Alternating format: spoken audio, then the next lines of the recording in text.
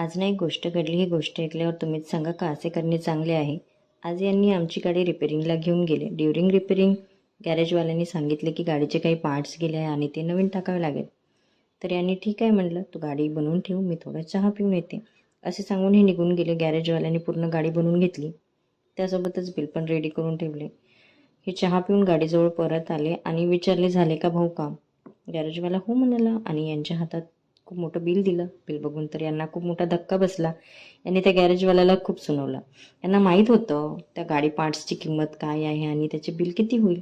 मग यांनी त्याला म्हटलं, तू सगळे पार्ट्स काढून घे, मी दुसरीकडून गाडी बनवून घेते आणि त्याचे बिल किती होते ते सुद्धा तुला आणून दाखवते. त्या गॅरेजवाल्याने मान्य केले आणि तो असा म्हणला की जाऊ दे दादा, जेवढे गाडी पार्ट्सचे पैसे होत आहेत तेवढेच मला दे तू. आणि यांनी पण बरोबर पैसे दिले. पण त्यांनी असे नव्हते करायला पाहिजे, कारण यांच्या